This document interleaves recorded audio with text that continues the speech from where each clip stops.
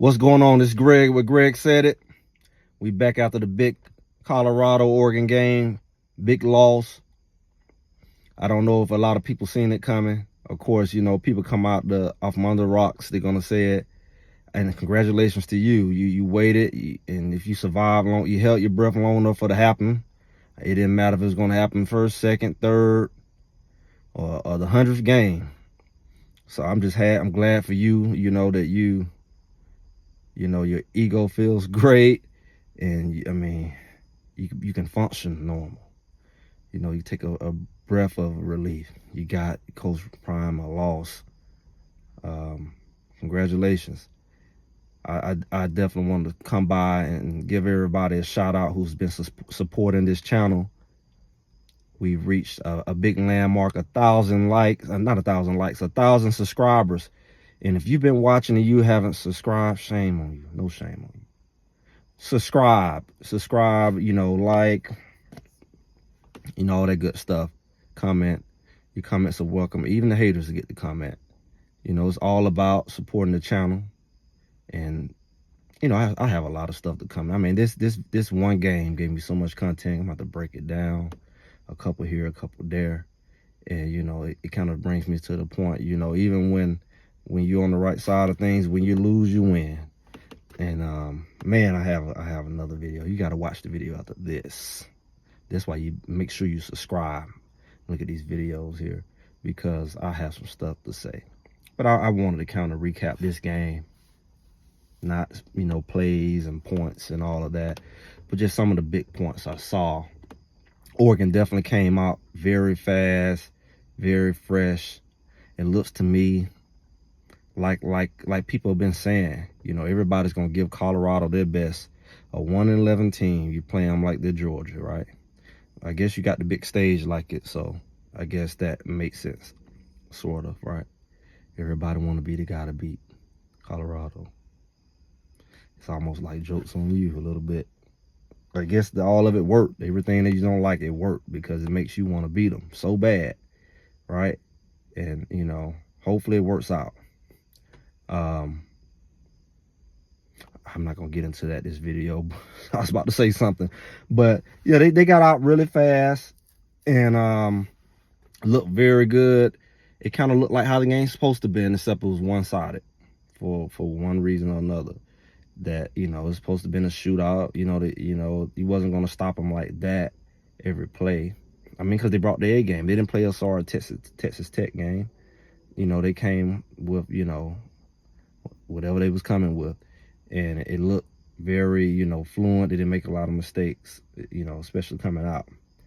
But it was a couple things that really Colorado can afford and couldn't afford in the game. Like when they did get a stop early in the game, I think Oregon was going for the second touchdown. They stopped them. It was going to be a field goal try more than likely. And then the lineman just come and hip bump somebody after the tackle's been made. Just straight dumb. I don't know. And get a penalty for it at that. You know, and they scored after that. So instead of it being, you know, 0 to, I think it ended up being 13, it would have been 10. I don't know how much that would help, but momentum plays a lot in sports. It really does. And it's like late in the game, you know, they finally got a stop. And, you know, it was still manageable. And they did that fake punt. Like, you can call that coaching, you can call that whatever. I don't know what that was, but it worked out. So, congratulations to them on that. But it was a lot of things that made them lose their momentum. The momentum never was on their side. It never really worked for them. And with that was a battle. You're away at Oregon, and you're not really clicking. You can't afford a bad game, especially when the other team is playing lights out. So another thing that really stood out, the trenches definitely stood out. I mean, people talk about the trenches not really being there, and you know, they really didn't slow them down. But I mean, really, we've been seeing that the last couple games.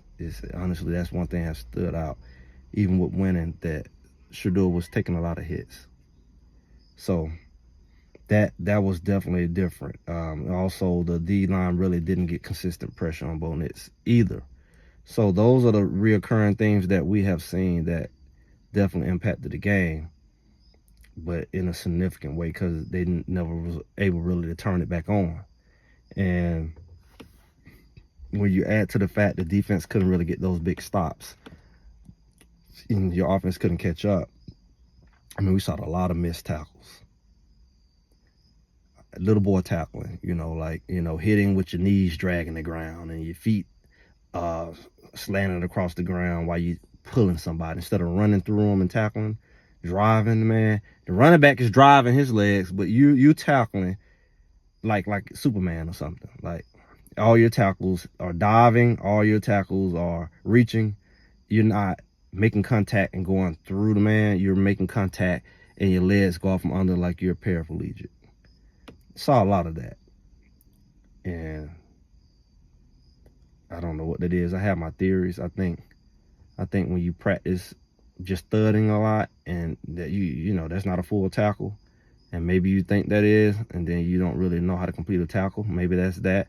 I know one of the players talked about how Nick Saban let them kill each other all year long, and I think that could be a thing. You try to avoid injuries and things like that, but just really finishing the tackle has been an issue, and it looked really bad today. And running back dragging big linebackers around, you making contact with people in the backfield, and they run through 4 or 5 people. The only people who's really coming up hitting, and I guess getting better and better, is Shallow. Trevor Woods came up, make some hits from the secondary, and they had to because all the plays were breaking into the secondary. And after it may have been 2 or 3. Sometimes it just come through there like a freight truck and ride through the hole. And then sometimes, the other times, it was like, you gotta get back there, lay out and tackle him, and expect that to take him down. Then the next guy go and lay out and tackle him. And then, Shallow have to come up and hit him. Safety have to come up and hit him. I know Coach Prime is just really angry about this stuff going on, especially when those tackles, man. When they look at film, it's going to be. And I'm going to tell you, a lot of guys going to end up on the bad side, on the bad list after this. Because, especially with the hype and the goals of Coach Prime, so many players are going to be looking to come. This is how you end up getting pushed out. This game really probably put some people on the same list other people on before. You might as well hit that portal. He'll tell you too. So he's like, you got to be ready to play on the big stage. And even though the season is not, even a quarter's way through, that game really exposed a lot as far as individual stuff, And it's probably been some stuff that's been going on for the last couple of weeks. It's just you win and you think you're getting away with it. So it exposed a lot as far as the tackling and the blocking. And, it really shows, like if you don't block for a good quarterback, that's one thing I've known. He's great, but if you don't give him time to throw, it don't matter. And just like your running game don't matter if they, not making holes. You don't get a running back room to run. So I don't know what's going to be done about that. I know Pac-12 is very SEC-ish right now. How do I say that? How do I explain it? It was a day when SEC, had almost half or over half of their conference as the top 25. And that's what's been going on. 8 teams up to this week have been top 25 in the Pac-12 alone. It's only 12. So you got 8, right? So I did a video on it. It should have been my most popular one. You go back and look at Pac-12. It's worst enemy because nobody's safe, right? I said that. Like, you're going to beat up on each other. Like, Oregon's flashing around like they won the Super Bowl. They got to go play Washington. They got to go play USC later. They got to go play Oregon State, Utah. They got to play everybody. You acting like, you taking a deep sigh of relief that you beat Coach Prime, Deion, the Buffalo. And it's like, it's like the SEC. It's like every week, you can mess around and lose to UCLA. Who knows? Because people going to play you their best. And you might have to go to their stadium and, you might not play as well. One thing about when things are going good for a team is going good. You got to play perfect ball to beat them. Kind of like how, and I can't even say Colorado over TCU because they didn't play perfect ball. They had a lot of penalties. They don't have a lot of penalties every game. It's like they're getting worse with penalties. But when that team is not making a lot of mistakes and they're not dropping balls and it seems like every time you throw, they're catching it. Like how CSU played CU last week. You don't never know when that's going to show up. And these teams all have great quarterbacks. It's not just you, Bo Nix. You know, a lot of these other teams, you know, Washington has, now they say he's the front runner. Washington, USC, Utah. Everybody has a great quarterback. I mean, this is like quarterback U, Washington State. Not quarterback U, but the quarterback's conference. So nobody's safe. Nobody can be cocky. You can act like you did something because you beat Colorado. You can go lose 3-4 games in this conference. It's not like they're the only team. Like some conferences, you only got to beat Texas or you only got to beat Georgia, like ACC today. Florida State really should have lost to Clemson. The guy missed the field goal. They just brought him back. They shouldn't have let him leave. Just brought him back like Sunday or Monday. He missed the field goal, an easy one. Florida State would have had a loss, and they would have been screwed. But they happy because they don't have a deep conference like this. They might have Duke, that's it. They don't have 5-6 teams that rank in their conference. But you can't say that in the Pac-12. Pac-12 is going out with a bang. You know, and it's not really a good thing because Colorado's like, you sorry anyway, but they had to play Oregon this week. First conference game, got to go play USC next week. You playing the top teams in your conference. Only other team that is that was above them is Washington. They just so happen don't play them. But they play the rest of them later throughout the schedule. And poor Oregon has to play Washington in a couple weeks. They got stamped. So I saw that schedule. It's like you really got to be on your game. And then you do it right when Travis wasn't there. And I might have to make a whole nother video on that. I thought I was going to squeeze that in. Missing Travis and what that really looks like. That's a whole nother conversation. It wasn't all Travis. Travis could have solved everything in this game, but what would it have solved? So, because we saw a lot of players who was out there for the first time this week, maybe from injury or whatever, by committee, and you saw a lot of you saw more busted coverages in the secondary than you've seen all season. Because these people haven't been playing together.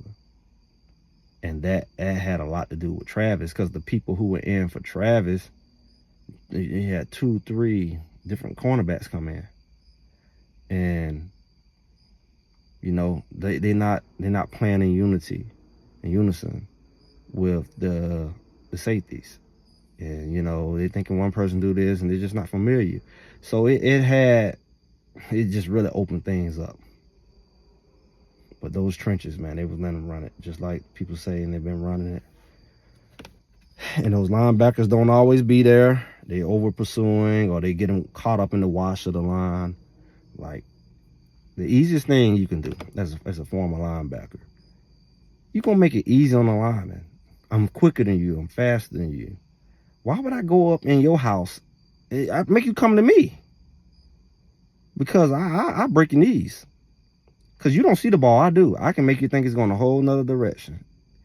And but if I go to you and let you put your hands on me, and then try to scrape down the line, it just don't happen. You gotta do a better reader. You can't commit to a hole, the ball ain't there, and then run right into the paws of a big grizzly bear. And then he get a hold to you and he hold it, and then you try to be reaching all over, and the man, Shiloh got to tackle him 20 yards down the field. You're a linebacker for a reason. You want to be a lineman, get on the line. You're a linebacker, stay your behind back, read the play, take your angle, shoot your gaps, you know, all of that. Read, don't overcommit. He might fake, he might pull it. The running back may redirect, he may bounce it out. You can't just take off like you in Pee Wee football and then you think you finna scrape down the line with the lineman there waiting for you. You're 5 yards off the ball for a reason. So you can see. And so you have room to elude the lineman. You're in a better position making him come to you with his big old wobbly, unstable self. You go run right into his lap and think you're going to overpower him. And then, you know, the guy to shoot through the hole. Bloop, and you reaching and you look like he hemming you up. That's what's happening. You're backing the line. You go down in the line, you can't back the line. Now the safety, the linebacker. I don't know if I need to do a linebacker video or what, because I've been noticing that from like the first, second week. Like, I've been watching linebackers go in the same hole, be standing right next to each other, line up right next to each other. Like, you counting as one man. No wonder they can cut back and run over there. Ain't nobody over there. The cornerback is covering. The safety have to come up, make it hit 15 yards downfield because the linebacker is way on the other side of the field. The ball cut back that way. It's nobody over there. Pew. That's what you're really seeing. Trust me. I have a fit about that. So, with all that being said, I said it was going to be like a new team. And didn't necessarily sound like in a negative way, but it was negative. It looked like a new team. It looked like a team that haven't played together today because they haven't. And that's the negative thing about bringing people who haven't been playing all year or haven't played together. It can go that way. They haven't got the reps, you know. And that's what it looked like on that defense. That defense didn't play like itself. And it all went downhill out of Travis, right? And you don't do that against good offenses. They're going to play a lot of good offenses because they're going to have good quarterbacks, right? You're going to play a great quarterback next week who can throw the ball even better. You go out there and it's going to look like doggone flag football, 7-on-7. He's going to pick you apart. You leave men wide open. Men were wide open today. Open. In the middle of the field. Like, nobody's there. Like, we haven't been doing that. That's not somebody getting burnt. That's somebody not there. Like, a man is in the middle of the field wide open over and over again. That hasn't been happening. That's people who didn't know what they were doing. And they looking at each other, pointing at each other. You see more pointing at each other and arguing today than ever. Why you here? Why you? That's what they were doing. All over the place. So, like I said, it was an interesting game. I'm not surprised. I'm not one way or another, you know. But what I really got to say is on these next videos, boy, if you made it this far, you need to be. I got some stuff coming, boy, because I got some stuff I really want to say. So go ahead and like, go ahead and subscribe, go ahead and do all the good stuff. Go ahead and support this channel. Make it worth it. I'm here, and I'm ready, and I'm gonna be here. Greg said it, and I'll talk to you all soon.